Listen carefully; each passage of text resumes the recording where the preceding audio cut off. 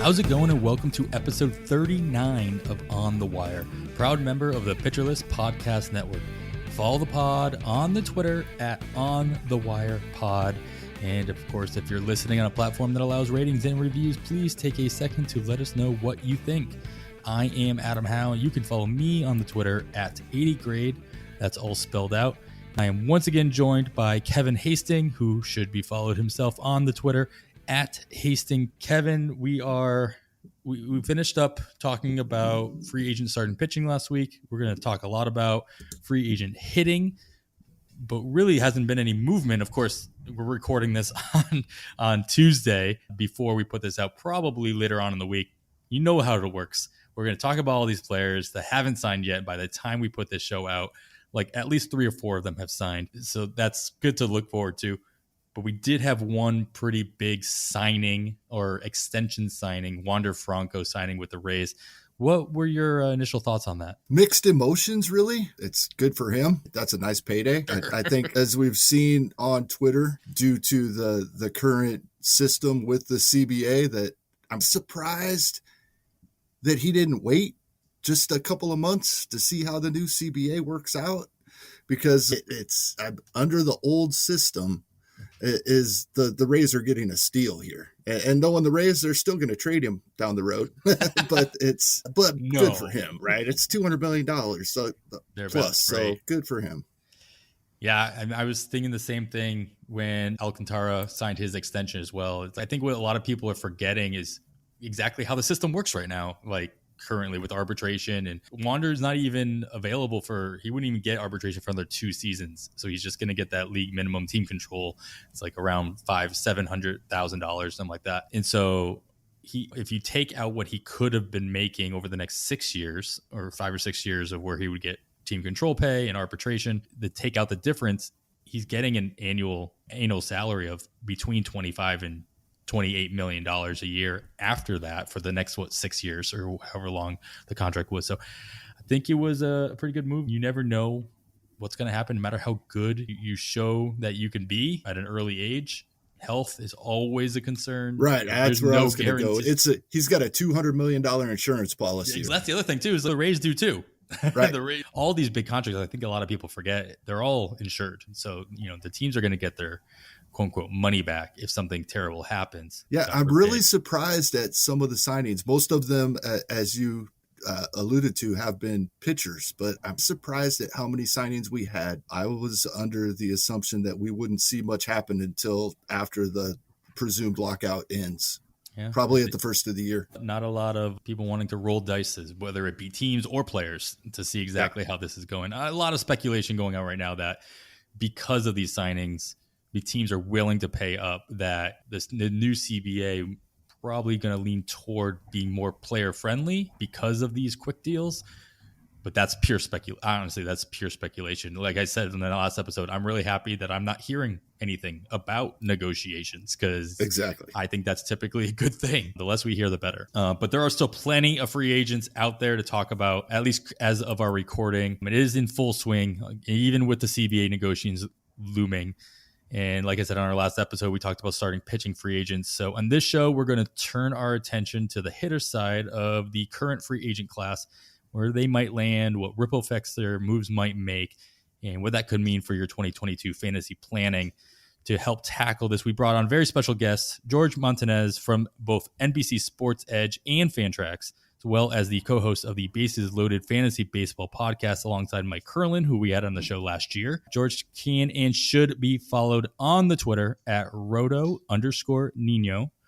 Jorge, thanks so much for joining us, man. How's the offseason treating you so far? Thank you guys for inviting me. Happy to be here talking baseball with you guys. And yeah, the offseason's been treating me well. The season was a grind after the short season we got in 2020. This 2021 felt a bit of more of a grind than normal, and just happy to just get some time to relax a bit. But hey, I'm already itching to get baseball back, and we're already doing drafts over at the NFBC and Fantrax and stuff. So yeah, just a lot of excitement and excited to see all the movement, not just free agents. I think we're going to see a lot of trades go down and stuff.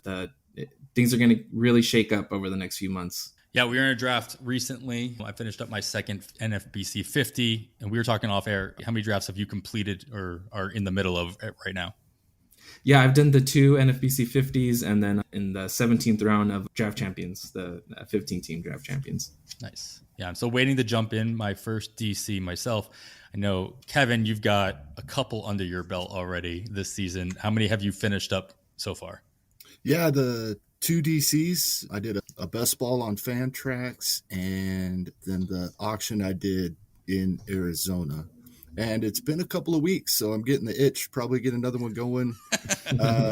I don't think my wife will want me paying attention to it on Thursday, so I might be looking to jump in this weekend. I think that'll probably be a common occurrence. Yeah. Maybe those who maybe want to pay more attention to their drafts rather than Thanksgiving dinner, maybe we'll see some drafts starting up on Thursday as well. The only other one I'm in right now, I'm in a mock draft, a mock OTW with Fangraph points settings put together by Chad Young, who's in the first ever OTW league as well. So that's been a lot of fun. I would highly recommend checking out the results on that. You can follow Chad. Chad's doing literally a player by player analysis of every single pick or once every auction is completed. So definitely check that out. I tweeted that out or retweeted that out a couple days ago on my Twitter.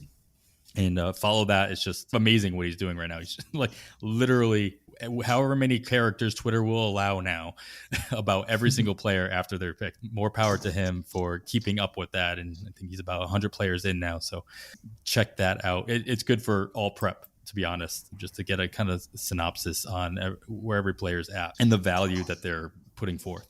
All right, just as a reminder to everybody, as we're talking about free agents, we have a couple of important dates. Though we want to acknowledge them or not, they do exist. And that is number one is that the CBA, it does expire, the collective bargaining agreement between the Players Association and the ownership on December 1st at midnight, or sorry, at 11:59 p.m. It does expire. We are, I think you guys can correct me, but I don't want to speak for you, but I think we're all expecting that to just expire and not for a new one to be in place. There will be a type of lockout, whether that extends into the new year or even spring training is obviously something everybody wants to avoid. But during that time, players can't sign, players really can't do anything, or at least can't create new contracts for themselves. So I think that has a lot to do with what's going on recently with all these recent signings that we've seen. George, have you seen, what's your take on that? Do you think that we're seeing a lot of, as of this recording, we've seen a couple of pitchers and signed for contracts that we're not sure they would have gotten or they would have taken this early in any normal offseason? What's your take on that as in general? Do you think that there's like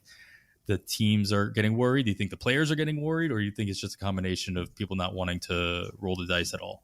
Yeah, I'm not so sure that the new CBA is going to so much affect like these veteran pitchers that we're seeing getting signed, more so than the younger guys and still under team control and stuff. And we've seen the pitching market. It's been a lot of pitchers so far, and we've seen it be very healthy right now. We saw the contracts that the Giants just gave out to Alex Wood and Anthony Tiscalfani. We saw Jose Barrios get a nice extension. I'm not sure if I'm missing a couple others, but Noah Syndergaard in there with the Angels. He got a $21 million contract for the year. So yeah, I don't see why these pitchers would want to wait right now. I think that just these deals just make sense. So I think it's maybe more of the middle tier hitters and stuff that are gonna have to, wait until after the CBA and all the bigger names sign and stuff, and then as teams start filling out their rosters. Yeah, part of me is just looking forward to checking MLB trade rumors like nonstop on December 1st to be like, who signed, like trade deadline day. So we'll see what's going to happen there. And if it probably doesn't really affect anything because there will be a lockout, but if there wasn't a lockout, the deadline for arbitration eligible players to receive their tenders is December 2nd. So that'll probably be pushed back as well due to reasons. So we're going to talk a lot about these certain players and where they could go, what kind of impact they could have on their new teams, what impact we should be paying attention to for their fantasy value. But Kevin, I want to talk about what they're going to be leaving behind as well. So to start off, are there any situations out there that you're monitoring as far as who could move into a role that is left vacant by a free agent going elsewhere. And I wrote here on the notes, so it just says if Javi Baez signs somewhere else outside of New York, which is highly likely at this point, hear rumors with him talking with the Red Sox, considering other options. Are you interested to see who fills in at second base for the Mets? And if there are any other situations out there that have your interest, especially with these early drafts, you can really take advantage of roster construction, as we do not know what that is going to be right now. Yes, you can go to Roster Resource and check what they're suggesting, because they already took out all the free agents out of the roster and who's left over. But are there any situations that kind of stand out to you right now? Not really specifically, because I think a lot of these situations is exactly what we're talking about on both aspects that you've already brought up. One, the new CBA. So how is that going to affect how the younger players are treated and when they're brought up? And are they still going to manipulate the time? Is there going to be such a thing as time to be manipulated? And then the other aspect, the free agents that we're talking about. In many instances, it's going to be free agent signings that take the place of free agents that left. So there's nothing really specific where I really think, ooh, this guy's going to come up and take this guy's spot, because there's too many unknowns still at this point. Yeah, I guess I wonder if, like, it's not something there's not anything that really stands out to me as well, but there's a poor team that lost a pretty good free agent. Are they really going to be the team that goes out and fills that hole with another free agent? And I wonder, Jorge, are there any situations out there where you see a younger option coming up that could be the obvious fill-in that you're looking forward to? Or are you in the same boat as Kevin, where you're just assuming that a free agent is going to come in? So, like, if Houston doesn't fill their shortstop position with Carlos Correa by bringing him back, which not many people expect that to happen at this point. He's not having dinner with Dusty Baker. He's having lunch and dinner with AJ Hinch. Are there any situations like that where you can see an obvious up and coming either prospect or just guy off the bench filling in that hole? Yeah, I think the big one right now is the Baltimore catcher position. Adley Rutschman looks like he's ready for the pros, and Pedro Severino just signed over with the Brewers. And right now, the catchers they have on their roster are Brett Cumberland and Cody Roberts. The writing's on the wall there for Rutschman to get an opportunity early on.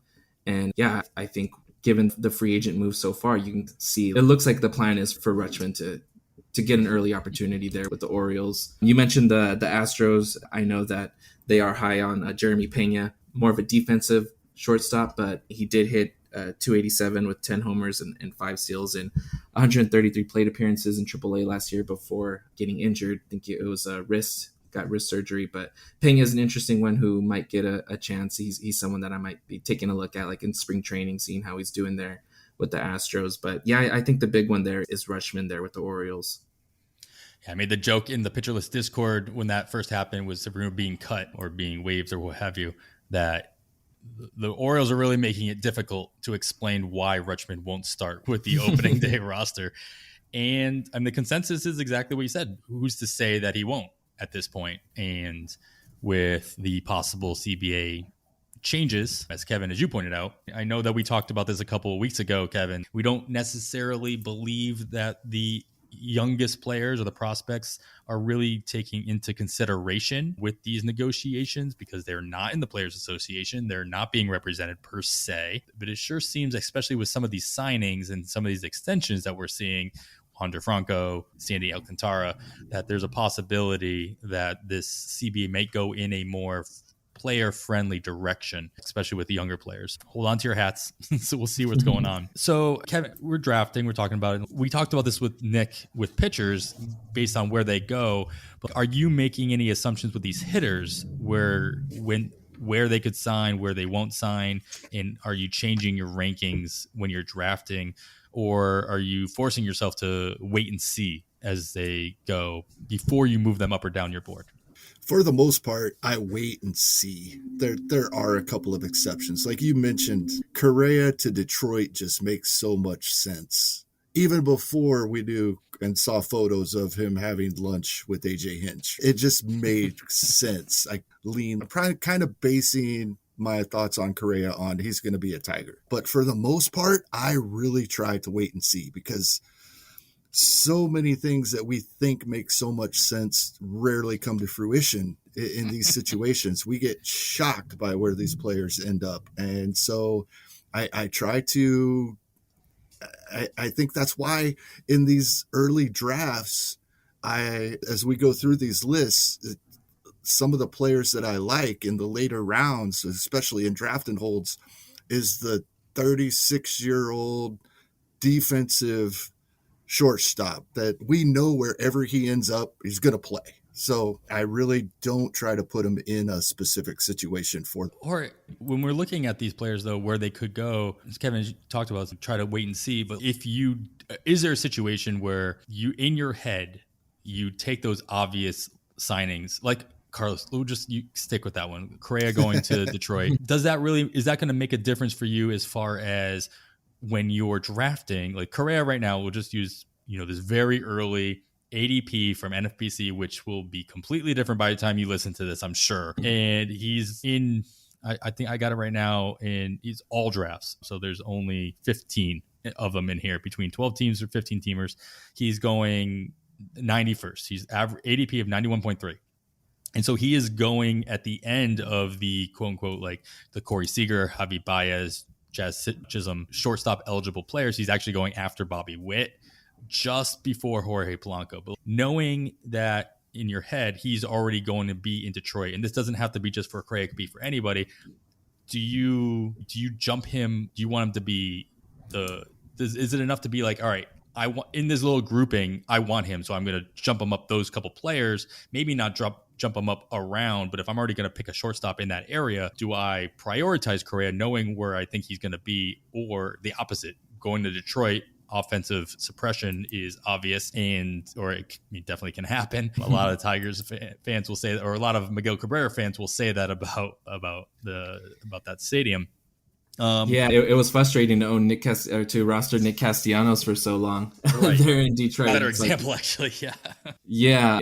I've heard Detroit's where barrels go to die. Right. And no, Correa is a good one just because, like you said, it is one that we can maybe try to project right now. Like it just makes a lot of sense for him to go there. I just, with him in particular, I'm probably not taking him there in that area just because there's either shortstops going earlier that I like more, or a couple of shortstops going later that I think can provide like similar productions. Because you kind of got to knock him for some counting stats, maybe going there to Detroit. So I like someone like Willy Adames. I like a lot, who's right now probably going 40 to 50 picks later, who I think can provide like similar production.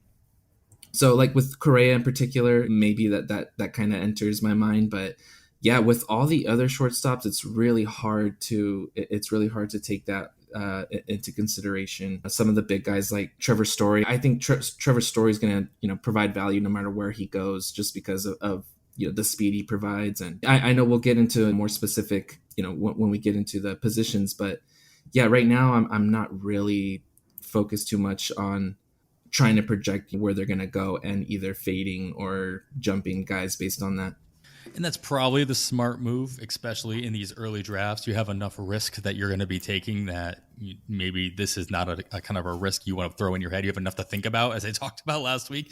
One less thing to think about is probably the way to go, and go strictly on talent. All right, so let's talk about each position.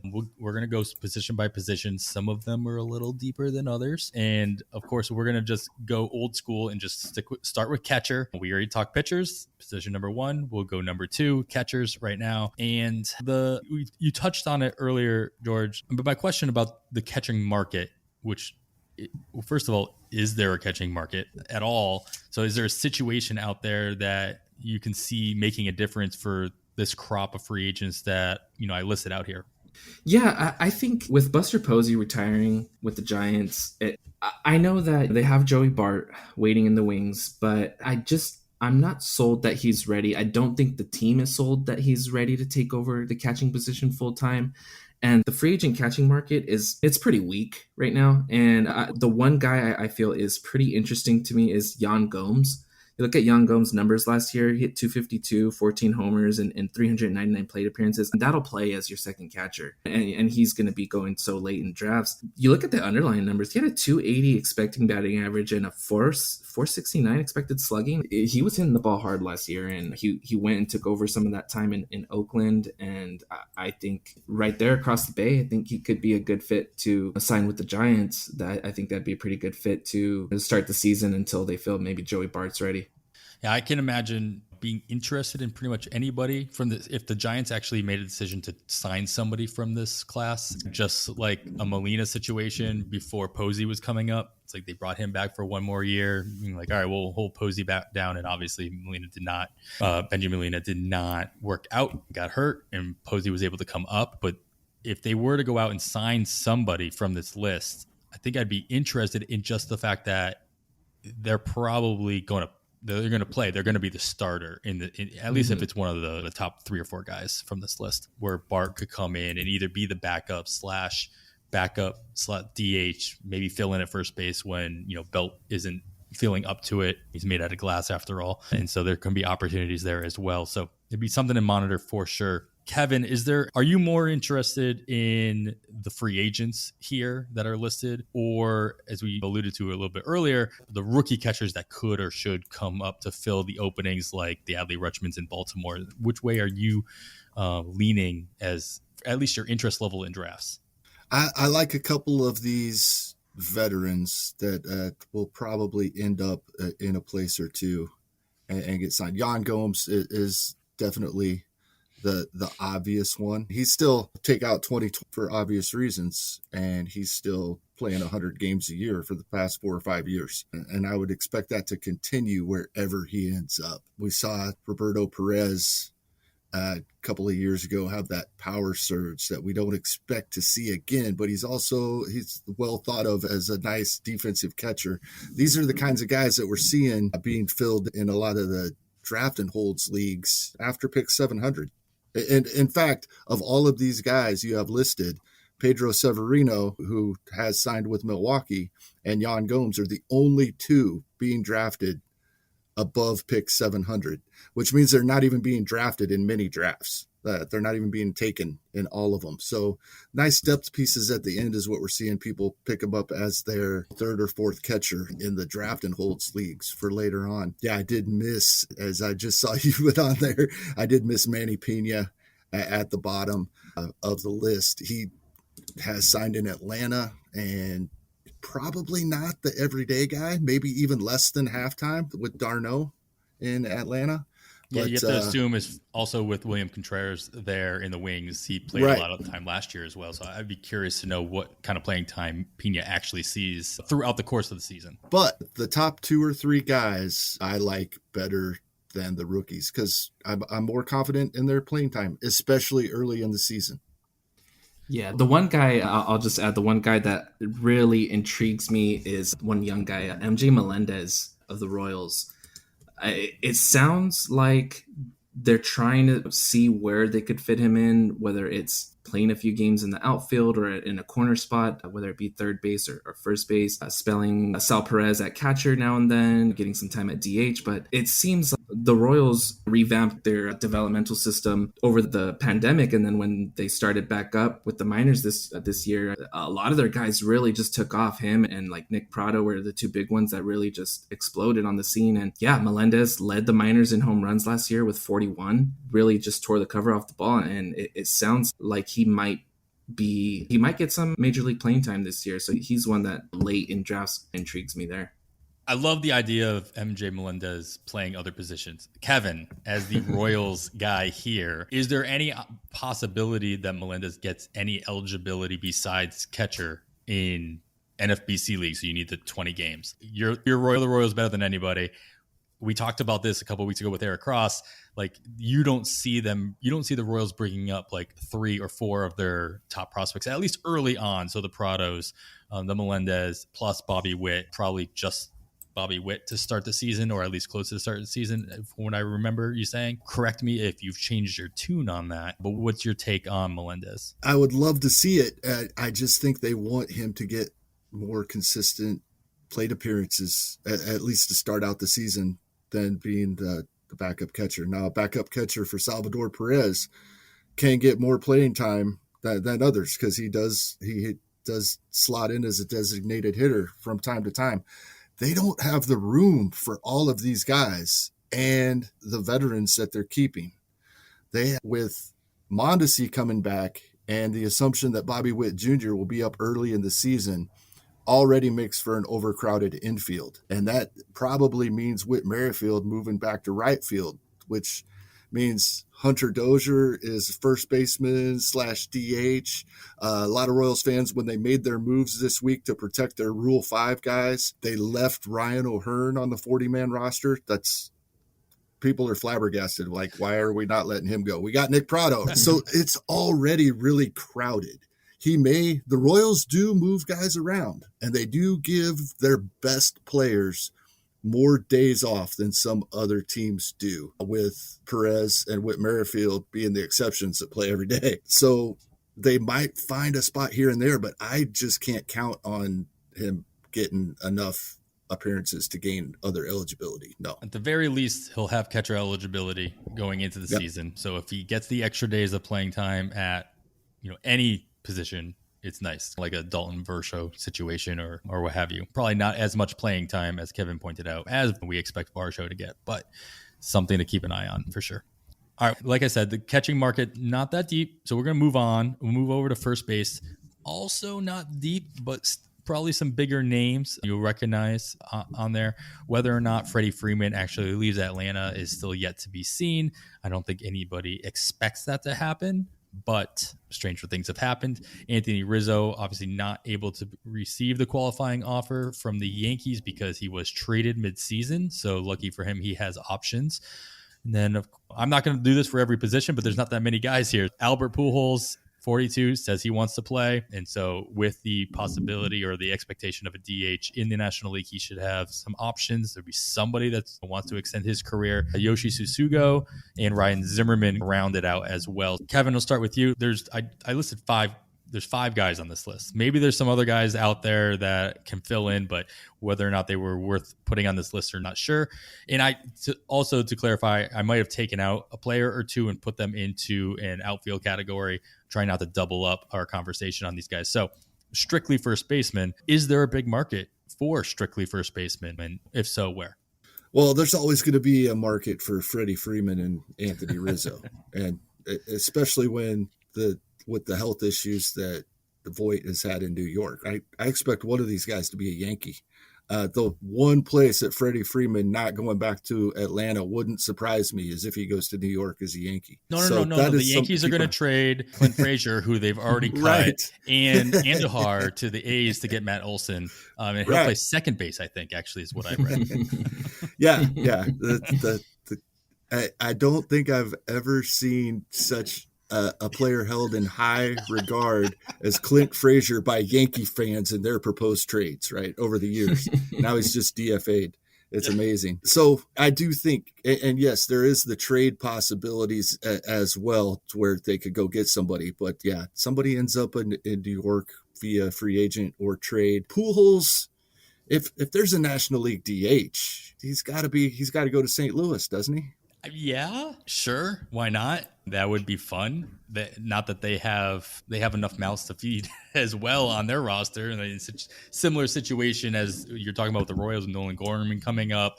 Their infield, as people are questioning who's going to be where. Sure, what position is Edman going to end up playing? Does Sosa keep the shortstop gig? Do they go out and sign a shortstop, which their fans have been calling for many years? I'm not sure that maybe as a gesture of good faith, if you will, you want to. He's going to be a platoon guy, no matter what. Of course. Yeah, or he's other positions out there. Yeah, you mentioned Pujols, 939 OPS against lefties. Yeah, that's really, if any team brings him in, it's going to be for like the occasional start against a lefty pinch hit situations. But yeah, Kevin mentioned the Yankees. It seems like they're over the Luke Voit at first base thing. He's been struggling to stay healthy. Apparently they tried to trade him at the deadline, so it seems like he's going to be gone. That's the obvious one there. And yeah, outside of Freddie Freeman and Anthony Rizzo, not a whole lot on the market. Yeah, I couldn't find a whole lot of first base holes, like I mean, obvious holes out there as well. I think you guys nailed it. The Yankees are going to be looking for a first baseman for sure. I think the Red Sox could be they were supposedly involved in Anthony Rizzo negotiations for trading him at the deadline as well. If they're not putting too much stock into Bobby Dahlbeck holding on to that position, who obviously showed some flashes here or there, but Alex Cora has already said that he doesn't see Tristan Casas as the answer at first base, at least not to start the season. And so I wouldn't be surprised to see Boston sign a first baseman. I think we're going to get to an option later on in the podcast as well as one of those guys I was talking about that I probably took out of this position and put into another one. All right, so let's move on. Let's keep going around the infield. Second base, a lot of players on the list. Not all of them very good, or at least based on their current ADP, as Kevin updated this list for me. I appreciate that. But probably the highest man on the list is Cesar Hernandez, who finished up his time in Chicago with the White Sox, leaving a hole at second base for the White Sox as well, especially with Luis Garcia also being a free agent coming out of Chicago. So my question, George, I'll start with you on this, is revolving around Cesar Hernandez. He's been a viable fantasy piece for a few years, and he's found his way to near or at the top of lineups in Philadelphia, in Cleveland. When he moved to Chicago as well with the White Sox, he found some time up there as well at times. Is there a situation out there in the market that he could actually find himself as a core piece of a lineup? Or do you think he's just outlived his fantasy relevance in general? I don't think so. I think he's, like you said, he's typically found himself near the top of lineups. He's always had strong on-base skills. He just set a career high in homers with 21. He scored 84 runs. The 232 batting average hurts, but if you look at that BABIP, 266, well below his career average. He's typically over 300 BABIP guy, 328 career BABIP, 266, just an outlier there. Yeah, I definitely think that he can, maybe a team like the Giants are looking for a second baseman. Maybe this will be interesting, but maybe a team like the Rockies want to bring in a cheap second baseman. It would absolutely. It would be so Rockies, right? We think it's going to be Brendan Rodgers, right? I'm a big Brendan Rodgers fan. I like Brendan Rodgers this year, but it would be absolutely a Rockies move to bring in someone totally on brand, like Cesar Hernandez. Cesar Hernandez in Colorado, that would be something. But with that power boost that you mentioned, 21 home runs, he stopped running completely. In Cleveland. I thought that was going to be like the main part of his value when I saw it going into the shortened season. It was like, he's going to be the leadoff hitter. Like, they're going to push Lindor down. Cesar Hernandez is going to be the leadoff hitter. But you know what? He's not going to run. If I had known that ahead of time, I wouldn't have wasted my time per se drafting him. But I don't know what happened. Like, he was close to 20 stolen base guy every year in Philly. Stole 9 in his last season there, but then 0 in 2020. He stole 1 base throughout the course of last season. I'm not quite sure what happened where he just completely stopped. It's nice to see for him to pop 20 home runs to make up for it. That was nice. Kevin, besides Hernandez, is there anybody else on this list that you can see them falling into a position that, as I wrote here, do you see a redemption arc for any of these strictly second basemans? And there's a lot of other second base eligible players that we're going to talk about a little bit later when we bunch them together with multi-positional players like the Marcus Semyons and the Javi Baez and what have you. But do you see a redemption arc for any of these other guys that could fall into a starting gig somewhere? This is a big long shot, but that's what we're here for. Jose Peraza is only 27 years old and won't turn 28 till a month after the season starts.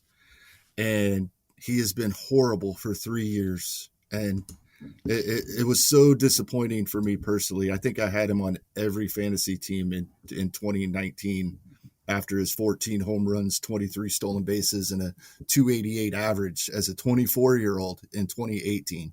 He hasn't done anything remotely close since. And his fly ball rates have skyrocketed incrementally ever since then, and he doesn't hit the ball hard. That's not a good combination. No. So if he can remedy that and get back to what he was doing in 2018 and even as a part-time player in 2017, at 27 years old, that's what I'm basing it on. He's got time to maybe make some adjustments and If he ends up in a starting lineup, then I will assume that somebody has seen some of those changes and I'll be interested. Yeah, and that's the catch. Obviously, if somebody puts him into a position where he's going to be the starting second baseman for whatever reason, sure, absolutely. They see something, or you never know. Like we talked about this last week too. There's always a possibility that some of these guys are signing 1-year deals on a bad team just so they can show off, and the team can then trade them off at the deadline, and then they become a platoon guy on a better team or a bench bat or what have you.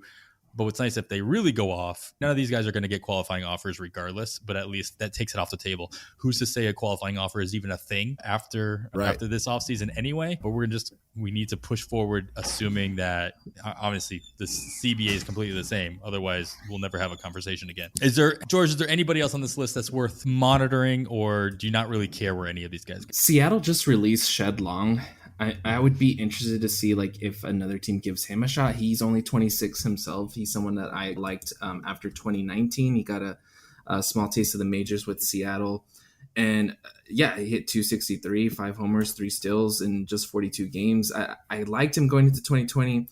Things just did not work out. Injuries were a big factor there for Shed Long. But he's someone that if another team wants to pick him up and see if they can continue to develop him and give him some playing time, he's someone that might catch my interest a bit. All right, and then there's always the Chris Owings effect. That's the joke, right? That the Rockies were going to bring back Chris Owings with the money they saved by not offering the qualifying offer to John Gray. They haven't done it yet, which is really surprising. I don't know why they haven't jumped at the chance of re-signing Chris Owings. But there's a little piece of me that's curious to know where he ends up in a role. He played multiple positions. I know I have him on the strictly second base position list, but he's shown that he can at least hold his own in the outfield and fill in at shortstop if necessary. So I expect if and where he signs, it'll end up being as a bench piece somewhere, and then maybe he fills in due to injury. So definitely nothing beyond a very deep draft and hold, as its ADP is currently sitting at 746, not knowing where he's going to be. All right, so we got a couple more infield positions to go. But before we get to the money position of shortstop, we have a quick word. We'll be right back. Hey, Alex Fast here, and thanks for listening to this podcast on the Pitcher List Podcast Network. If you're a fan, consider supporting all of us by getting a PL Plus subscription, where you're going to get an ad-free website and get access to our Discord, where you can talk to all of our podcast hosts and staff. Plus, you can hang out with our incredible Pitcher List community.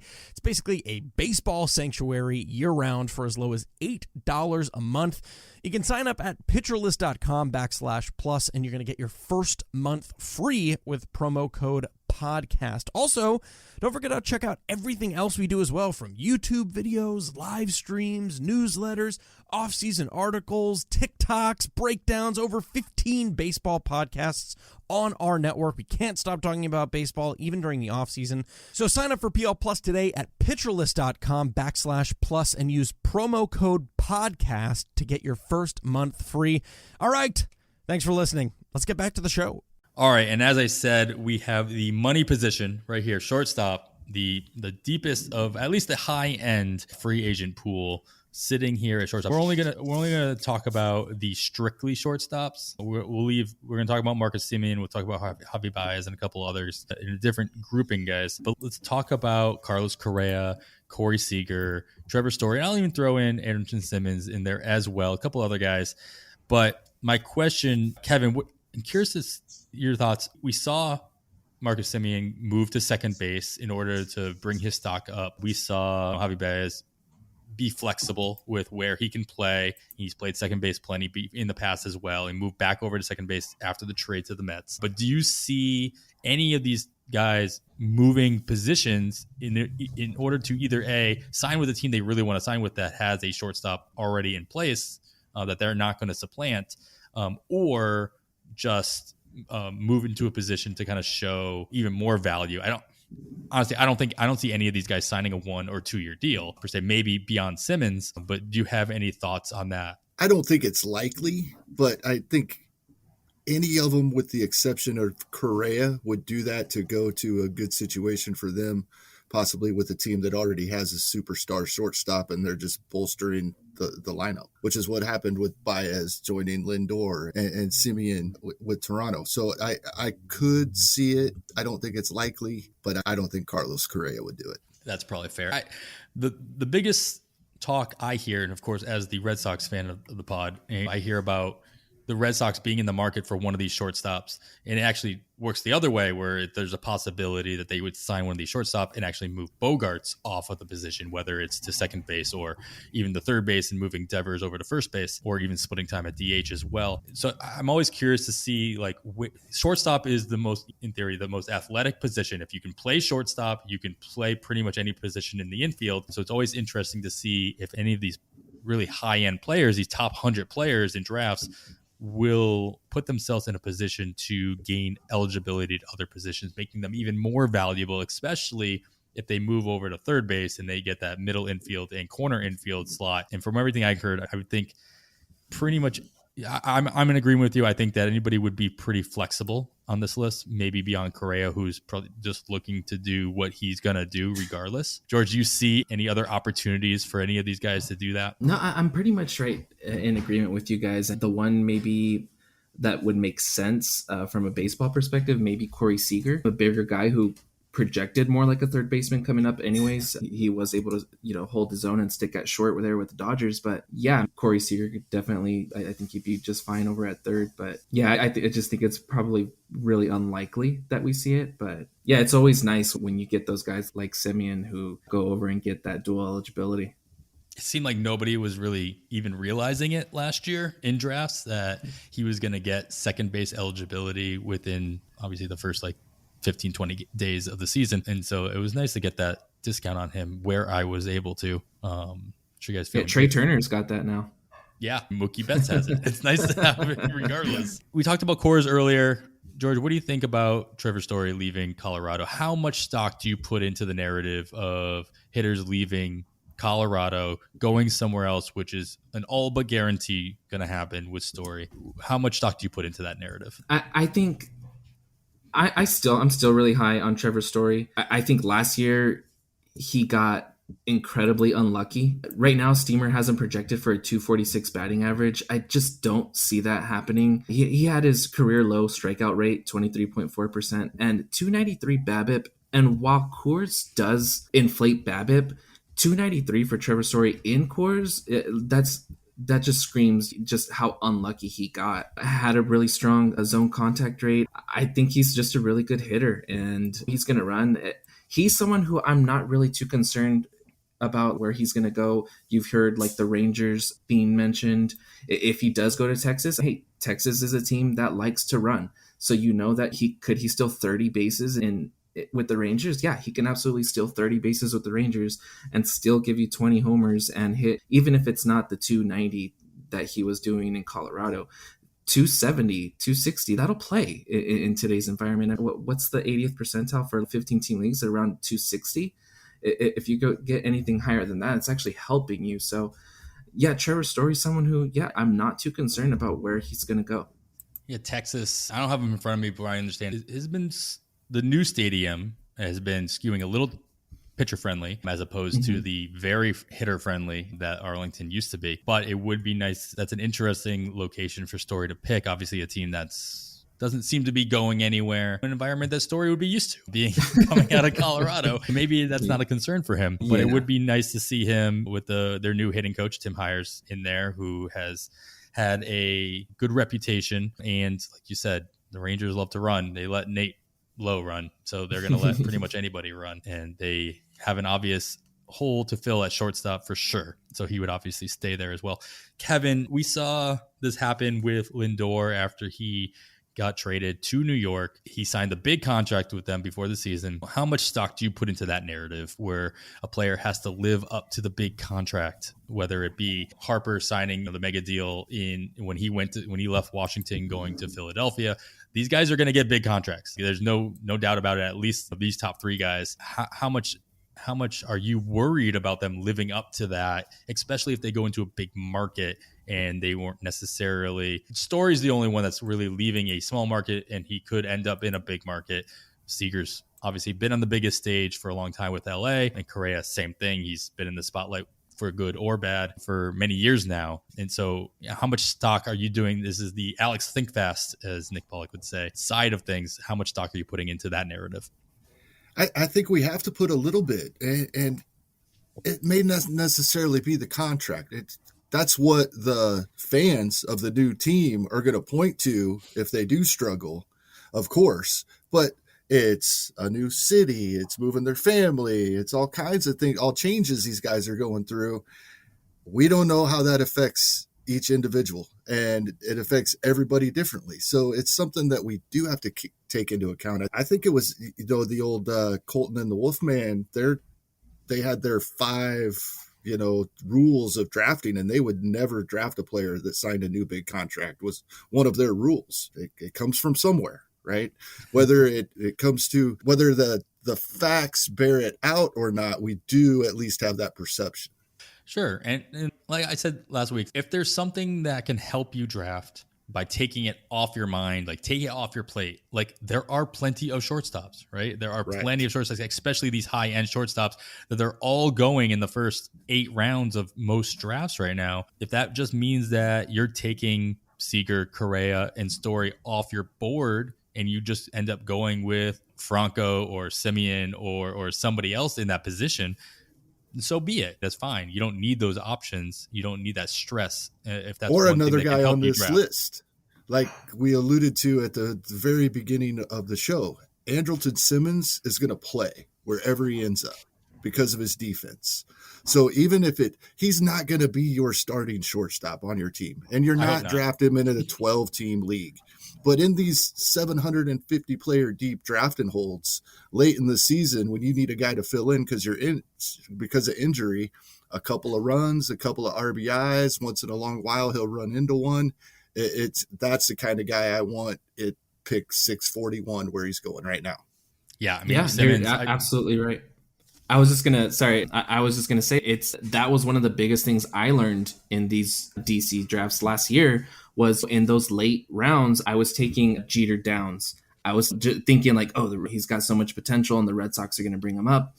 And halfway through the season, he's going to be my second baseman. Yeah, it doesn't work out like that. I would have loved to have a guy like Andrelton Simmons. These are, Kevin, you're spot on. These are the kind of guys who, in these draft and holds late in the season, it's the guys that you need. It's the guys that are going to keep you afloat. But those guys are so fun. They're so fun to draft. I learned this last year as well. It's a big lesson learned. I still couldn't stop myself so far, at least in one of my 50s. I drafted way too many prospects / rookies. And I tweeted it out. It is a terrible screenshot of my late round picks. And it's just like, I can't, but I want them all. And I know that team's going to do, if we get any injuries, if that team gets any injuries, it's fun. It's still fun. And that's what fantasy baseball is supposed to be. It's supposed to be fun until it's not. And then it's frustrating. And then you kick yourself for having too much fun at the draft table. All right, let's move on to a new position then. Actually, just Simmons, the only thing with Simmons, yes, I'll echo, Kevin, what you said. He's not going to be your starting shortstop regardless. Like, he did this last year. He signed a 1-year deal with Minnesota. Everybody said, hey, you know what? He's going to play every day. He didn't, but mostly that had to do with, I think there was a COVID stint in there, if I'm not mistaken. He played 131 games, 3 home runs, which nobody expected, more than at most double digits home runs there, but to only total 68 total RBIs and runs. That's going to do more harm than good, especially if you're forced to put him in to your lineup. I know we want to really focus on plate appearances and innings pitched in the long race, especially in these draft and holds. I do worry about a guy like that just not hitting in the right spot, like not picking the right team to go for, playing every day and actually doing more harm than good. Is that a concern? Specifically with him, not really, because his plate discipline was as great as it's ever been. 7.1% strikeout rate, 13.7% strikeout rate, 7.1% walk rate, right in line with his career numbers. His hard hit rate under 20%. So I have to believe it had a lot to do with the COVID stint, other things going on, and that he's going to bounce back from that and not hit 223 again. Then he's not, it's not hurt you more than he helps. As long as he hits for a 260 average, which he has every other season since 2015, there's no way he can hurt you. Every little bit that he does add in the counting stats helps. All right, good. You've helped me get down from the ledge on Simmons, so I appreciate that. Let's move on to third base. Third base, as I made a note here, like the free agent class for third base is probably as deep as the position itself in drafts. And so if you are a team out there that needs a third baseman, a major league team, you better go out and get the guy you want now, because there's not a whole lot of options out there. Chris Bryant obviously standing out. Kyle Seager being waived or not being activated, or his option not being activated by the Mariners. Those are the top two on this list. Then you have fill-in guys like Michael Franco, Matt Duffy, Jake Lamb, a couple other guys. So I want to get creative. I want to get clever, if you will. I mentioned last week, like I would love to see the Tigers go out and get Scherzer and Verlander, bring them back, have them be mentors. That would obviously make an amazing rotation. They have ties to the team from previous stints with them. Obviously not going to happen. They already signed Eduardo Rodriguez. So my new creative one is, in what scenario, George, I'm going to push this on you. What scenario do Kyle and Corey Seager find a way to sign on the same team and play on the left side of the infield for a team that has two holes? Oh, man. Because that's just fun. It's just... Yeah, no, absolutely. So I think definitely you'd have to see Corey Seager sign first. I think he's going to go where the place that's best for him. And yeah, I don't know. That's tough. Maybe you see a spring training injury, third base. I'm not too sure. There's a whole lot of places that like you could just fit those two guys in right now. Yeah, no, that one's tough. It'd definitely be fun to see though. Yeah, I wonder if at this point, obviously Kyle being the older of the brothers would want to do it. He's like, all right, Corey already has a ring. I want to get my ring. I don't know if we're on the same team and we both ring a ring. He's still got more rings than me. That's not cool. Have you seen any situations out there, Kevin, that can make my little dream scenario here for the Seager brothers come true? Or do you not see enough holes on any viable rosters? Well, we're assuming the Yankees are going to get a shortstop, and they could use a left-handed bat. And then if Voit is injured or they move on from him, as we've talked about, it seems, and they move LeMahieu to first base, there's your spot. I keep thinking, like, why not Seattle? Like, why not sign... Seager's not going back to what they said last year. They've already said Crawford is their shortstop, so that's probably not going to happen. Yeah, I would have to think, no matter what, it would have to be a new team for both of them. It's not going to happen. I get that. It's just, again, I'm just here to have fun. It's just it'd be a fun scenario to see any brothers that are playing in the league at the same time actually get to play together, even for just one season. That would be fun. So let's focus on probably the top dog on this list, Chris Bryant. He played for two different teams last year, obviously played almost his entire career with the Cubs and then played the second half of the season with the Giants, making their run into the playoffs. Has a ring of his own, but he pretty much could go anywhere he wants at this point that has opening. He's shown his flexibility of playing outfield, third base, what have you. Kevin, does it matter where Bryant goes for you? Are you moving him up and down based on where he ends up going? Colorado aside, again, also a move that Colorado would make sure. But Colorado aside, well, Cincinnati, Colorado says they're buyers, right? Yes, right. They specifically say they're there to contend. And they had one of the best home records in baseball. So are they going to have 96 wins again? Was that the estimation last year? Yeah, I don't know. For me, I think Chris Bryant he's a better baseball player than he has been a fantasy baseball player for the last several years. It's been a while. Go back, even 31 home runs in 2019 only came with 77 RBI. So it's been since his MVP years, and we're going on 5 years ago now.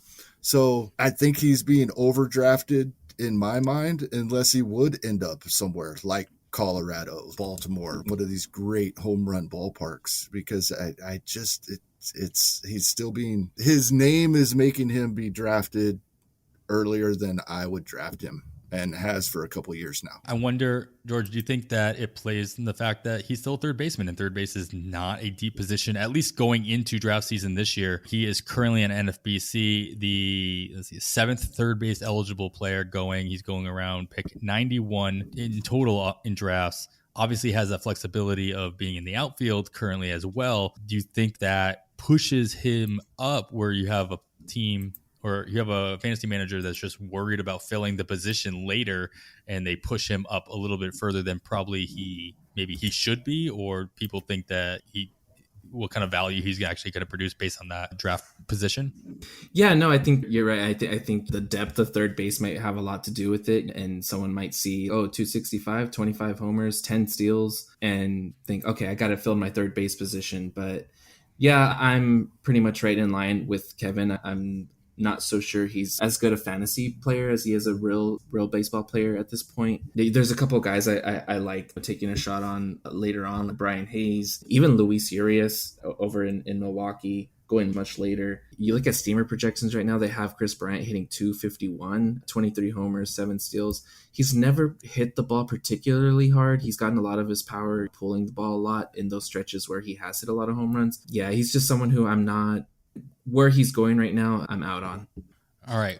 I alluded to it many times, but there are a lot of players that are regulars at multiple positions, or at least have made major changes in their positions recently, like a Marcus Semien, that you don't necessarily know where they're going to sign as, whether it's a shortstop, second baseman, third baseman, what have you, or maybe they sign as a Marwin Gonzalez type where he can play pretty much anything except catcher. And I forgot to put Astudillo on this list because he could be signed as a two-way player at this point. I think he had how many pitching appearances he had last year.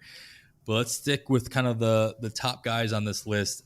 Javi Baez, of course.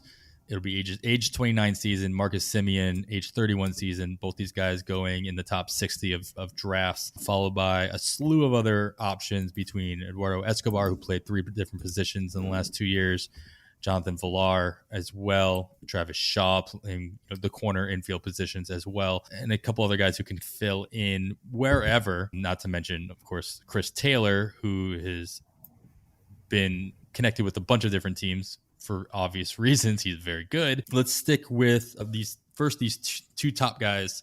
George, Javi Baez, would you rather see him sign with a, quote, good team with more protection around him in the lineup and see him move down in the lineup?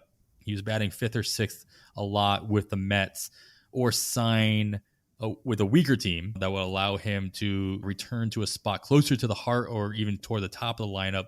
With the Cubs, in the later part of his time with the Cubs, he was batting 3rd and 4th, obviously providing him with a little bit more opportunity or plate appearances. What kind of situation would you rather see him in for fantasy?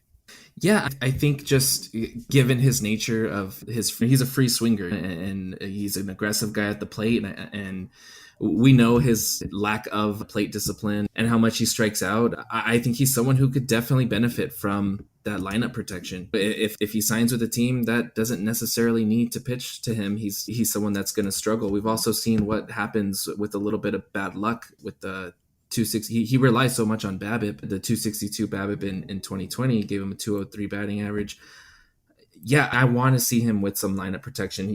You mentioned his going from the Cubs to the Mets. He hit 248 with the Cubs and 299, with the Mets. Yeah, I definitely think that he's someone who, even batting a little bit lower, 6th, 7th in the lineup with a bit of protection, I think, yeah, he's someone who definitely will benefit from that.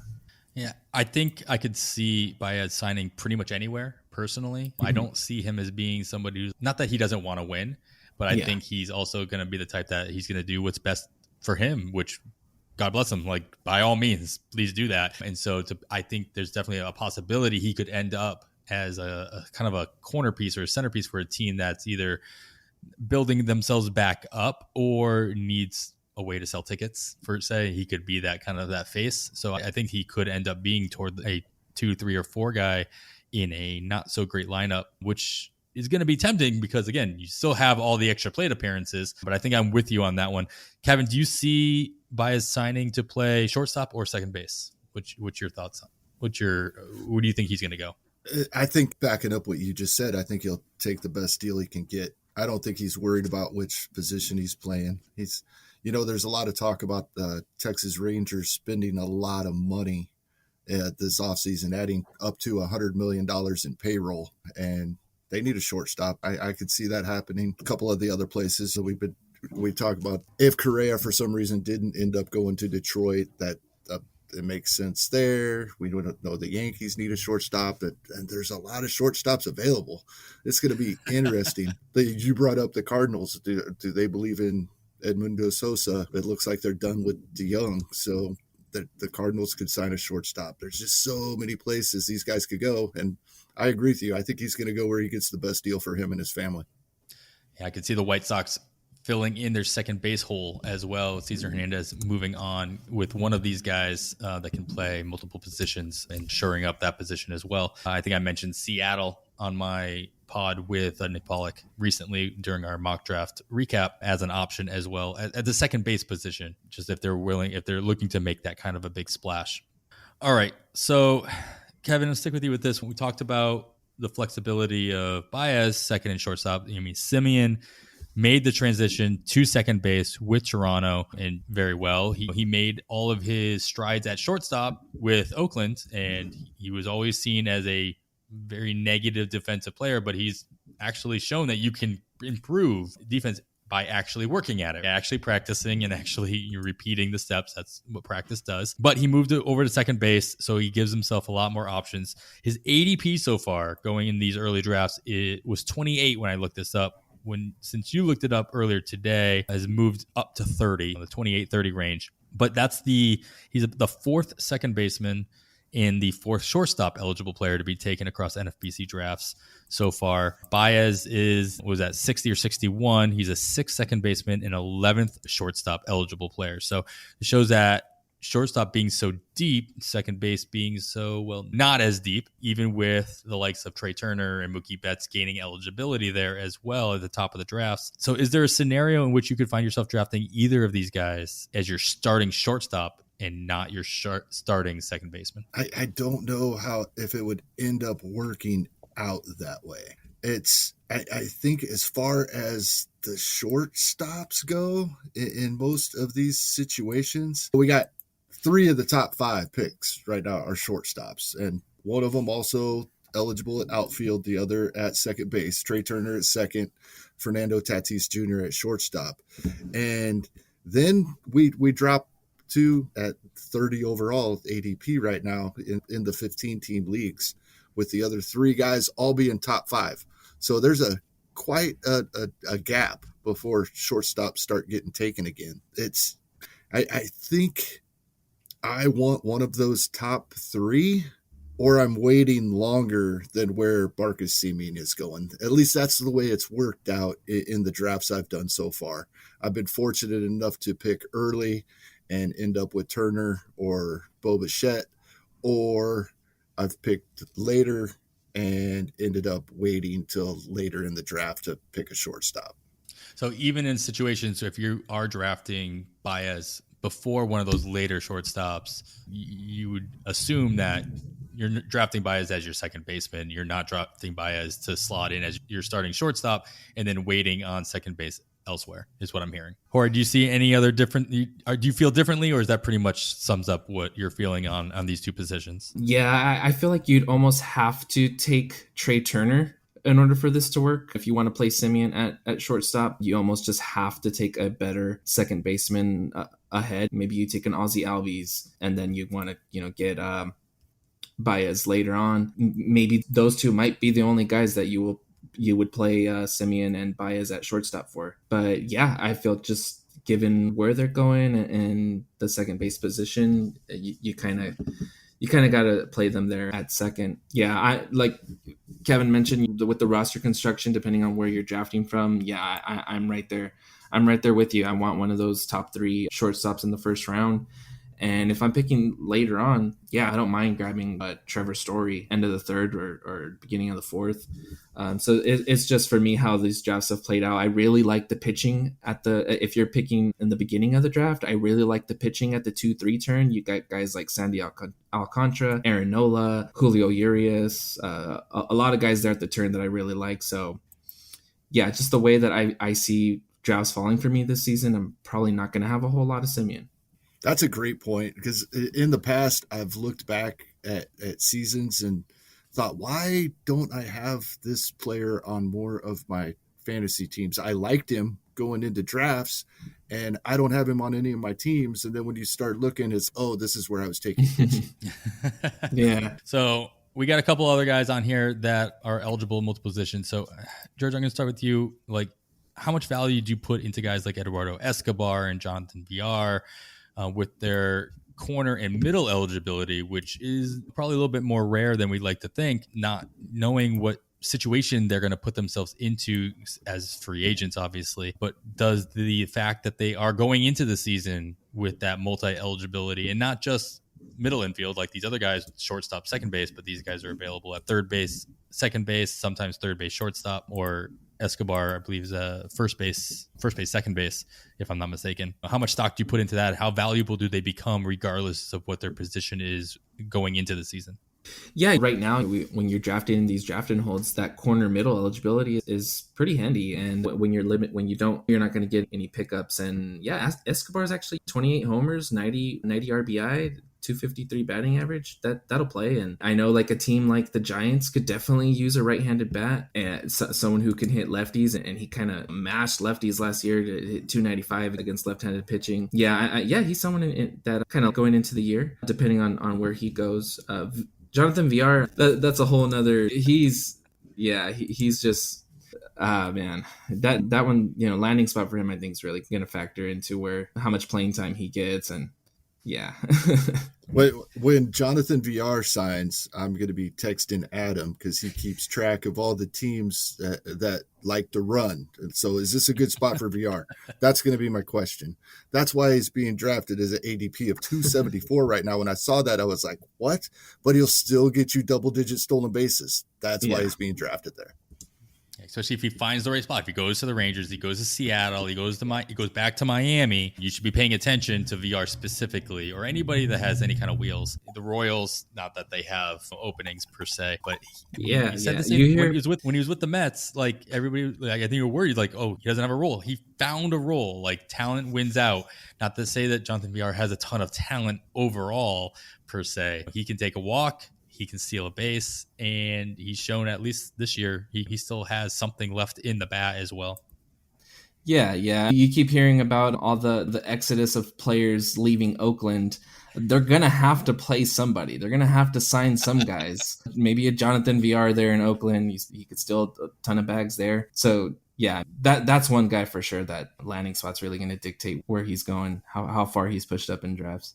Yeah, and the guy we're not talking about on this list right now, Chris Taylor, available currently going in as a second baseman, shortstop, and outfield eligibility. NFBC may still have more eligibility than that in other formats that have smaller thresholds. But like, how much stock do you put into where he ends up and what role is he in, or is that three-way eligibility just valuable enough to keep him at the 163, or do you think going in the right spot will actually bump him up quite a bit? Kevin, what are your thoughts on Taylor? I think he's fine anywhere he ends up. Obviously, there are some places that would be amazing. Is Houston a possibility?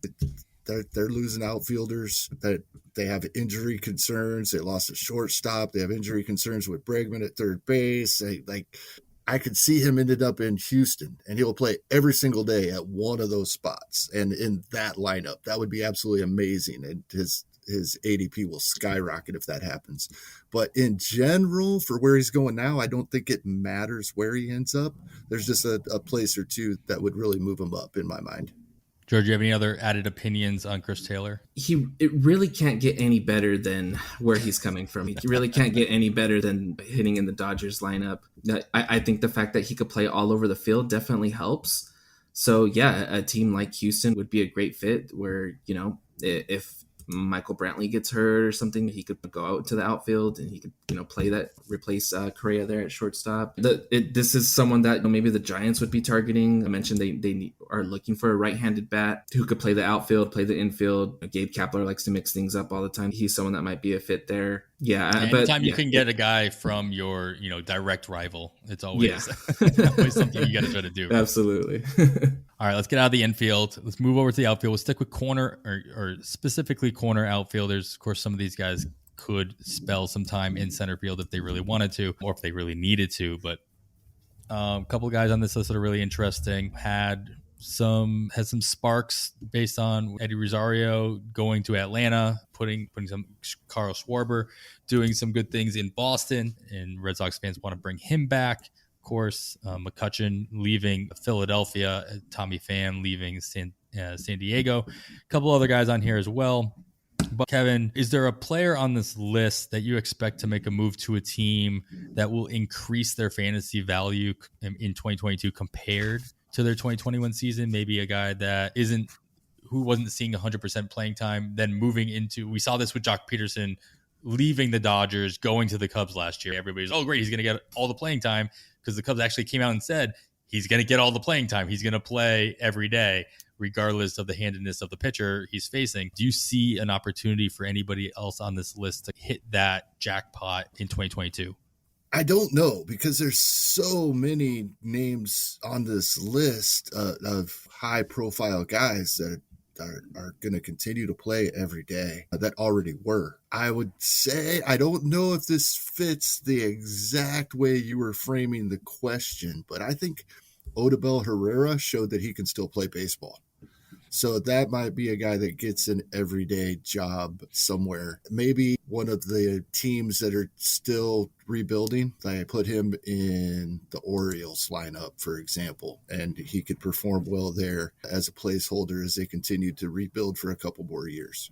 Yeah, I would think he wouldn't gain playing time per se, but Jorge Soler could find a way with an extra DH spot on the other half of the league, could find a more comfortable spot where he could be playing every day, regardless of whether or not he has to play the outfield or not, having more options as well. So that's the name that kind of stands out. George, on the flip side, who has the most to lose? Or what regular, quote unquote, regular from this list do you fear that they could find their way signing into a situation where they sign into a platoon for 2022, or a situation where they sign with a team that doesn't play everybody every day? They rotate their outfielders around the Giants and what have you. Is there a specific player or two on the list that you'd be steering away from right now in drafts, not knowing where they're going to go because you'd be afraid that they're going to go into that kind of a situation for next season?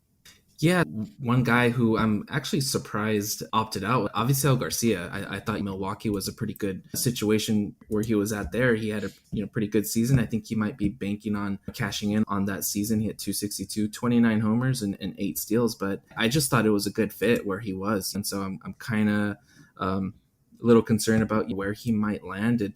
Are there teams out there that see him as an everyday outfielder? I'm not too sure. Is the offensive environment going to be as good as it is in Milwaukee? Yeah, so he's one that stands out. Is there a team out there that maybe sees Andrew McCutchen as an everyday guy? I know he still has incredible OBP skills, but really struggles against righties.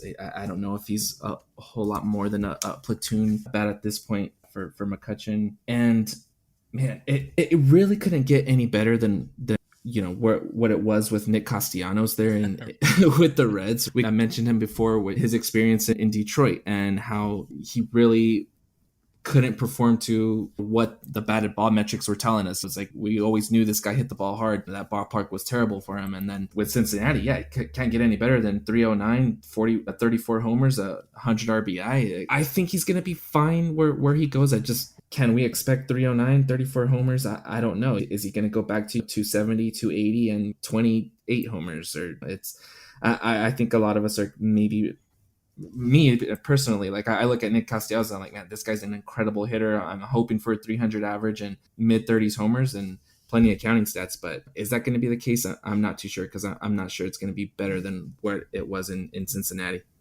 No, unless he goes to Colorado. Again, definitely a thing Colorado would do. But you're right. It doesn't get much better beyond Colorado hitting in Great American Small Park. for sure. And in that lineup too, since they had a good offense, or at least on paper, maybe didn't always perform that way. Looking at you, Eugenio Suarez specifically, we'll see where he ends up. I think I was hoping you were going to bring him up because he definitely would have been the one that I would have spotlighted in this regarding this question specifically. I guess I'll be also curious to see where Michael Conforto ends up being and just signing pretty much anywhere except for New York and just being really good, because that would just be something else to shove the Mets fans can really hold on to. It would make Twitter so much fun. Oh, yeah. Oh my God. As if Twitter's not fun enough, Kevin. All right. And then the new guy on the block on this list, and I'm sure I could not find a listing of how to pronounce his name, so I'm sure I'll say it wrong unless one of you guys can correct me.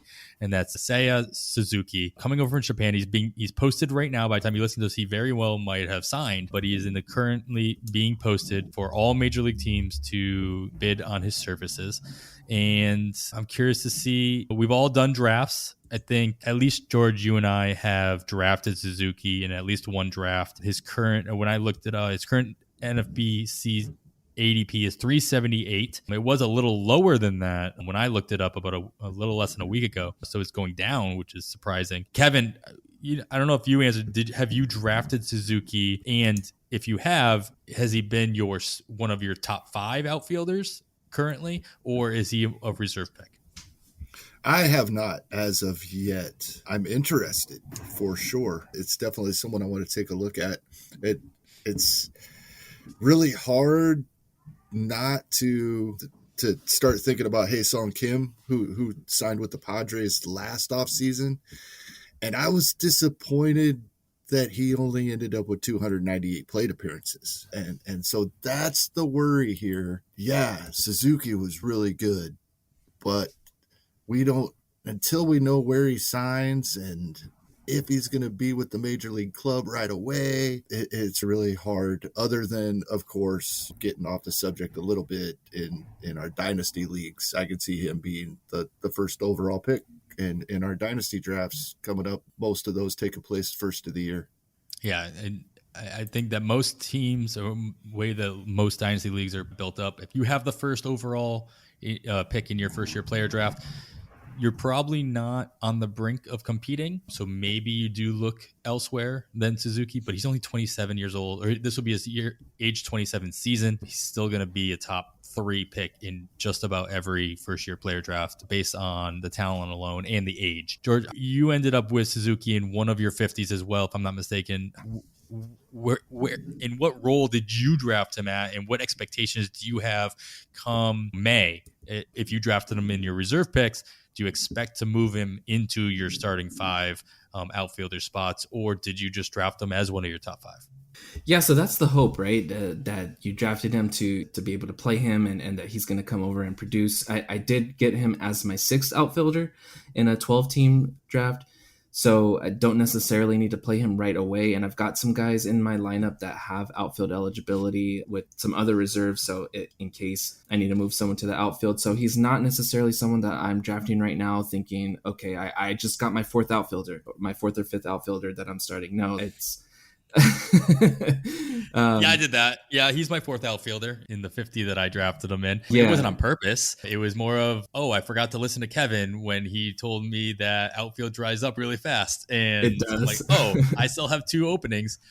I'm going upside here. Like I got to fill this spot. It's at pick 240, 250, something like that. It might work out. I feel like someone like Suzuki is coming over to just the years that he's had over there in Japan. I can't see him coming over and not playing. I think he's, on paper, he looks like one of the better guys coming over from Japan in recent years. He's someone that I'm incredibly intrigued with. I'm in the 15-team DC right now where he just went right around pick 200, and he's someone starting outfielder. I'm probably not too comfortable taking him at that point, but yeah, it could very much work out. He's someone who I'm going to be very interested to see where he lands, and I can't imagine he's going to come over and not play. The Padres situation with Hae-Sung Kim, they're just so stacked. And speaking of Hae-Sung Kim, he's someone who I'm getting late in drafts just because I feel if the National League adds that DH, a spot opens up for him and actually what he might be able to do still. So yeah, I'm definitely interested in Suzuki, but yeah, I'm not sure I want to risk him being one of my starting outfielders right now.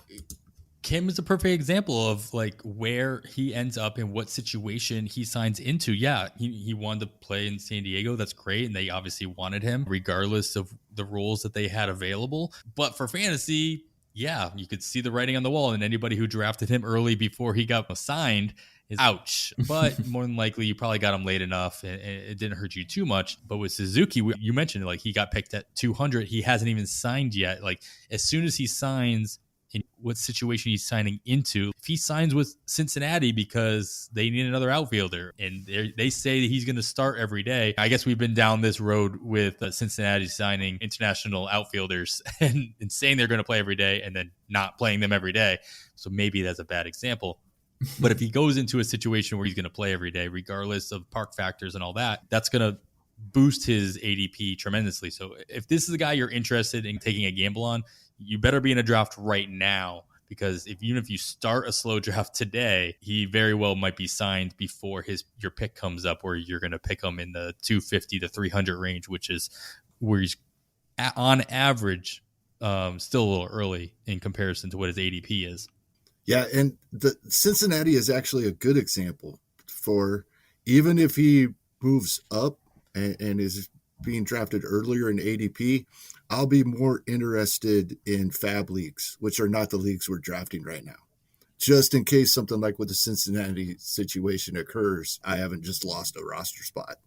Mm-hmm. Yeah, that's an excellent point. Like if you're drafting in a fab league right now, you can take those risks. Like you can take those extra risks.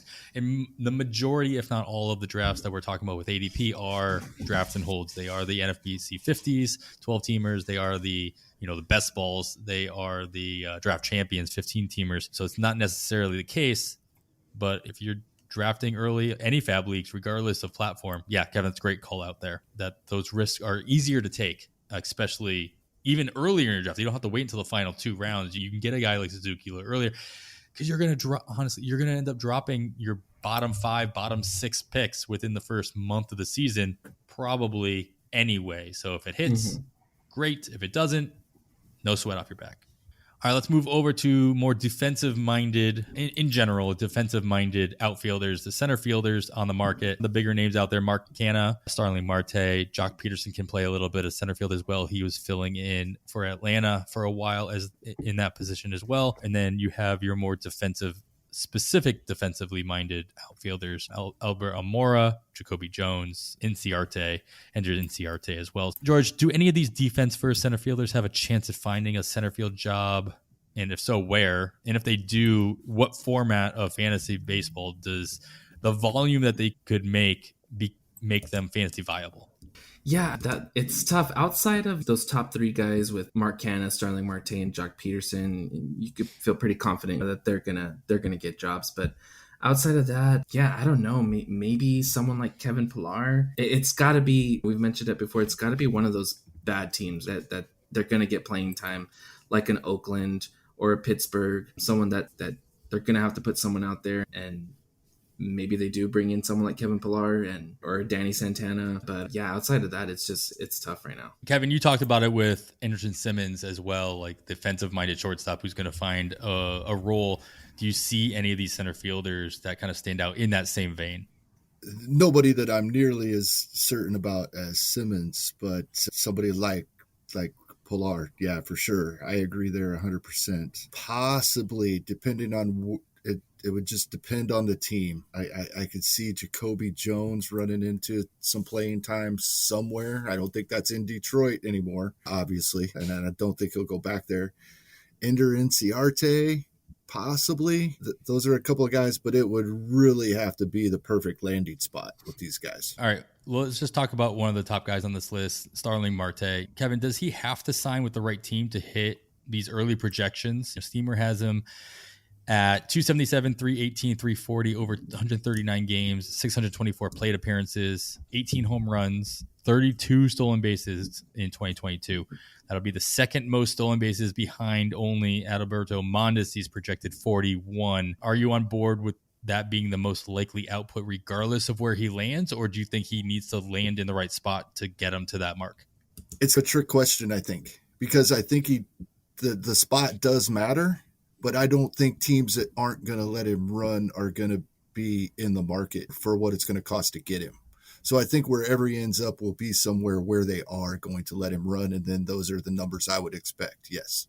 And then, George, is Marte somebody who I feel like Marte's always been that guy in drafts, and at least in the last couple of years, he's been underdrafted or underappreciated in drafts.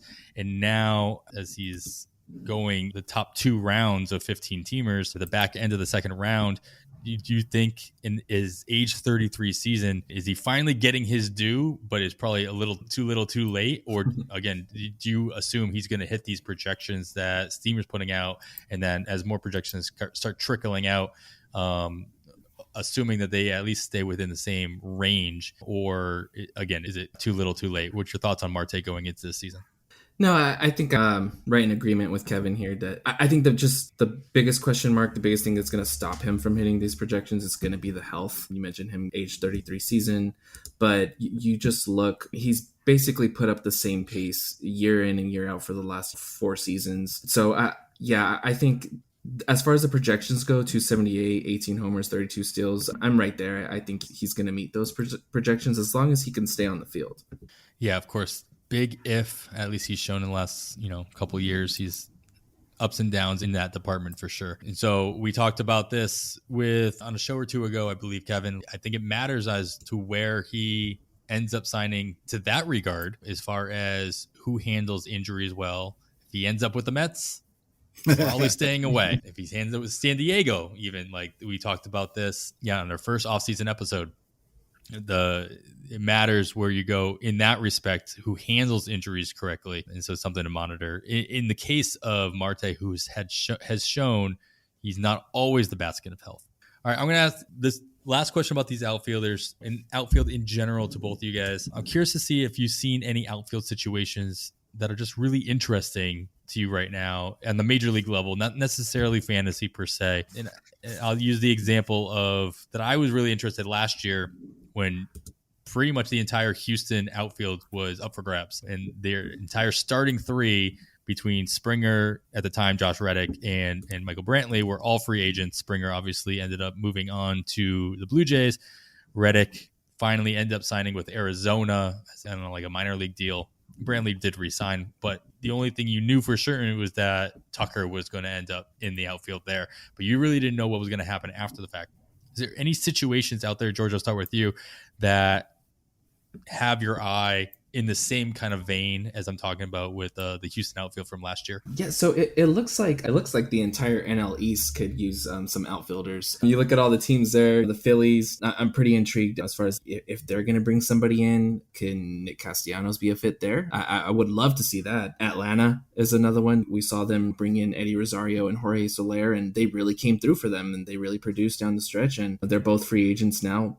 Are they going to trust Christian Pache and Drew Waters? I doubt that, at least until Acuna comes back. But even then, you've got Acuna and Adam Duvall. I think they could definitely use another outfielder. And I think whoever does sign there is going to probably be pretty interesting for fantasy. And then, outside of that, we mentioned all the bad teams and some guys who can just pick up playing time on all the bad teams. Oakland, they've got to play somebody, even if they trade everybody. we keep hearing about everyone who's leaving, but they're going to have to play some guys. They're going to have to make some pickups, and a team like the Pirates. So those are going to be teams that you look at and, they signed Kevin Pillar and he's going to play every day. Or outside of that, the situation with the Phillies, with Atlanta, even the Mets, Giants have been rumored to be in on a lot of the big right-handed outfielders that they're in on Suzuki, and apparently they're interested in Castellanos as well. So those are just some of the situations that I was kind of just looking over that would be interesting. Yeah, the Philadelphia one is one that kind of stood out the most. The Atlanta one is the Atlanta one. I get that. It's like they literally lost their entire outfield. They brought in a brand new outfield, and now they're losing that outfield as well.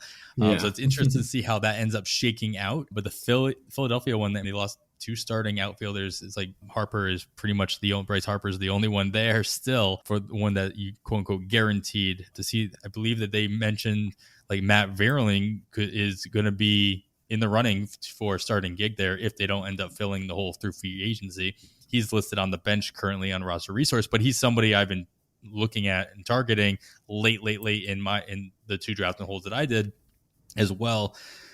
I think the Cleveland outfield is always an interesting situation usually for negative reasons. And I joked on Twitter, like they traded away, or they got rid of Harold Ramirez, which I thought was interesting because he's the type of guy that you'd think Cleveland would be playing in order to save money. And they literally traded him away for money. And so I'd be curious to see who ends up. I think Franmil Reyes has stated that he wants to play more outfield, and he's going to be working this offseason, the whole best shape of your life type of situation. Sure. But for him to keep the outfield eligibility is obviously going to be a positive thing. Kev, is there any outfield situations out there that we haven't talked about that kind of caught your eye? Yeah, I'm curious to see what the Detroit Tigers do, because I think they're going to try to continue the uptick and try to start winning, and maybe not competing for a playoff spot quite yet, but being the caliber team that can compete with the teams that are. And so as much as I have been trying to stay away from a lot of second-year guys that rookies, but I have some interest in Daz Cameron and see if Detroit gives him a shot to play every day and see what he might do out there. Yeah, I think Detroit's interesting as well. And of course, you have Riley Green coming up. Your pick for Rookie of the Year, so you're going to hope that they don't sign anybody too good, vlogging his way. But yeah, be interesting to see what steps they choose to take and how quickly they choose to take them, obviously with some of their better prospects coming up who could help right away. All right, and let's finish off with the designated hitter. There's only a couple of guys that are strictly designated hitters at this point that are out there on the market. The obvious one being Nelson Cruz, age 41 season. You got to assume all these guys, even Chris Davis, Mitch Moreland, Pablo Sandoval at this point, they're just waiting for the word to come down that half of the league is joining the American League and getting a designated hitter spot in their lineup. And so we'll start with Cruz. George, assuming that there is an NLDH, what team across Major League Baseball makes the most sense for Cruz to sign? And do you think he gets more because of this option of DH? Do you think he gets more than a 1-year deal? Oh man, yeah, that's tough. So I was just looking at the National League and seeing maybe what teams that might make sense for Cruz. The Dodgers are just going to be in on everybody because they're the Dodgers and they can be. Yeah, that might make some sense. The Padres, of course, as well. They're pretty aggressive. They might make some sense for Cruz as they're in Atlanta. Yeah, outside of that, I'm not too sure, but I feel like, yeah, he's an interesting case because he's going pretty late in drafts right now, going right around like 170, 180 range, maybe even a little bit later in some drafts. And despite his age, he's been just nonstop producing. So yeah, he's definitely going to be an interesting one where he lands. Yeah, Kevin, I think you were talking about this before. Like, it's not necessarily, we talk about this with catchers. And I think there's a lot of talk out there that catchers going to end up benefiting from this National League DH where they're going to get extra playing time. And that's not necessarily going to be the case. It's probably not going to be the case in most situations, as you mentioned. So I'm curious to see, who are the top 3 players, top of your head, that would benefit the most from an NLDH? And it doesn't have to be these free agents because there's not that many of them, but obviously it could be. It doesn't have to be the strict DHs too. It could be any of the free agents. Who are these 3 players that you'd be eyeing to get extra playing time based on the fact that this new position lineup is going to exist?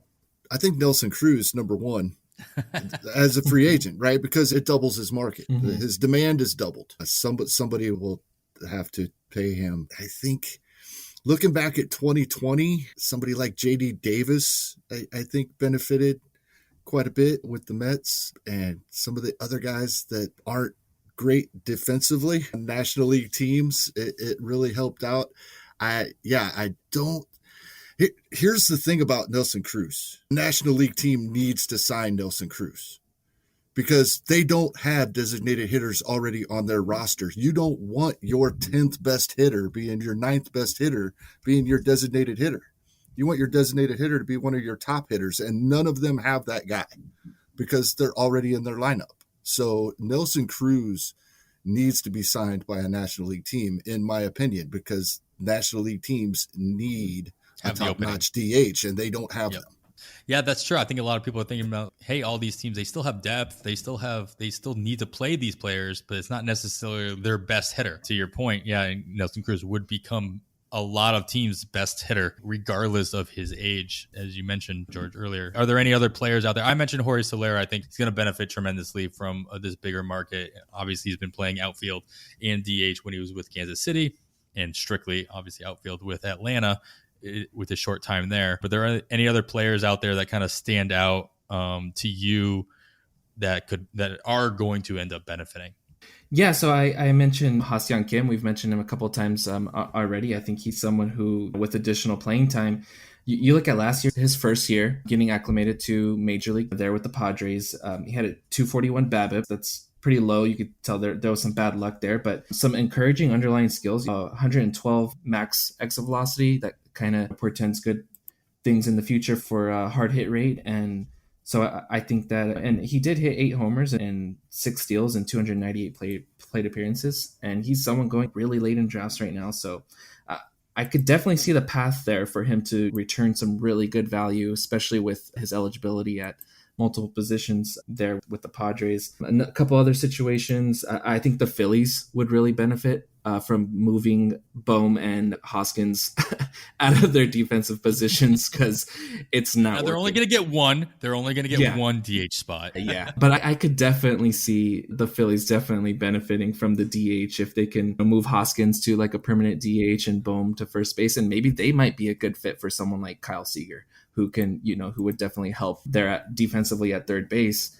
And then you look at Milwaukee, their first base situation with Rowdy Tellez and Daniel Vogelbach and Keston Hiura. How's that going to shake up if they add the DH there? Maybe that might open up some playing time for split up some more at bats for Tellez and Vogelbach. And I'm not sure what's going on with Keston Hiura, but is he going to get another chance? Can he rebound? Who knows? But yeah, I think Milwaukee's another team there with how many first basemen they have that could benefit from the DH. Another one we talked about, Adam, when we were talking about some prospects with Eric Cross.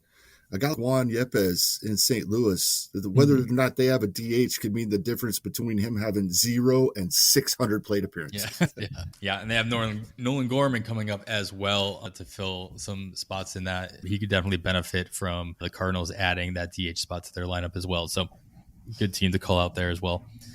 All right, as I mentioned at the top of the episode, we've all been drafting, and it's just because it's fun, regardless of it's November, October, or March. But I think for those listening, I think they're either thinking about drafting soon or already started. Kevin, do you have any words of wisdom for those that are thinking about drafting or looking to make adjustments in their drafting as they've started going in the early going? Nothing really major yet. We talk about a whole bunch of little things, and all the little things add up to a big thing. And like we've talked about, I like veterans late that are going to get playing time. I'm not planning on them starting in my lineup. Hopefully I don't need them to start at all season long, but at some point I will need them to start in my lineup, and I know they'll get playing time rather than taking a shot on some of the younger guys, as enticing as that can be. You talked about that. We've brought up outfield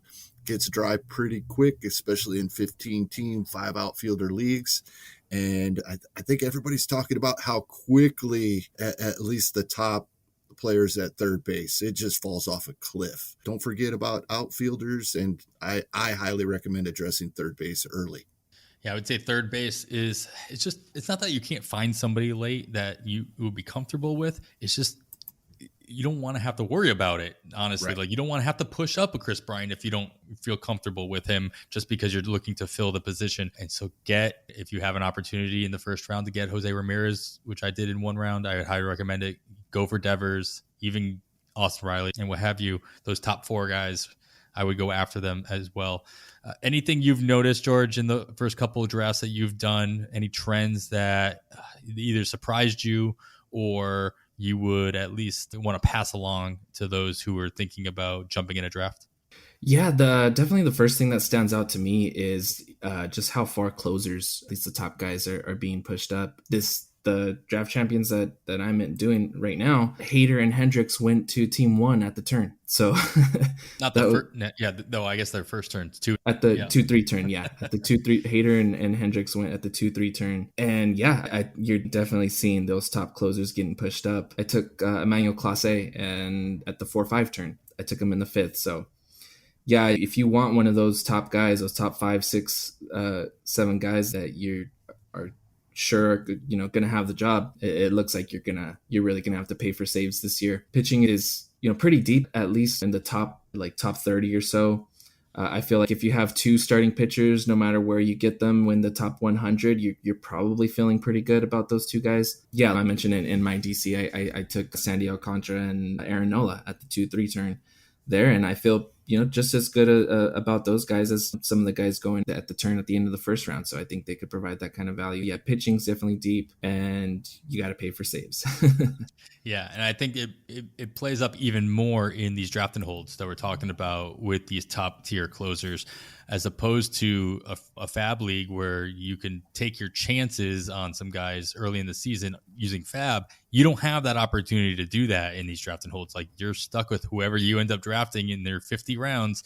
And so the more guarantee you can get, I think, is what's pushing those guaranteed closers like the Liam Hendricks and the Haders, as you mentioned, up into that unprecedented almost second, third round. I mean, we're not talking about like the 1 or 2 guys. Like, this is like a run that's starting. And I've noticed the same thing in one of my 50s. Yeah, I think Hendricks and Hader went in the 2-3 turn right around there as well in a 12-teamer. So it's not something that's going away, at least in these DCs and these 50s and these other draft and holds, regardless of format. I think that we're going to continue to see. So I think that's a good call out there. All right, George, thanks so much for taking the time to break this all down with us. So could you remind listeners where they can follow, listen, read your work moving forward, and if you have anything big coming up that they should be keeping an eye out for? Yeah, so you can follow me over on Twitter at roto_Nino. I am over at NBC Sports Edge. Right now, I'm just taking the time to relax because I know it's going to be a big grind once the season gets going. Once we turn over to the new year, things are really going to pick up. But I will be contributing to the NBC Sports Edge Draft Guide, the magazine that they'll have releasing. So we'll be getting started on that next week. So that's definitely exciting. Yeah, other than that, I'm just ready for baseball to come back, and man, I'm just trying to hold myself back from jumping into too many leagues right now. Yeah, and Kevin, you were talking about earlier, you got the itch to probably jump into one again soon. But keep me posted. I would love to. Absolutely draft with you when we're that not last drafting 50 the same you team. did.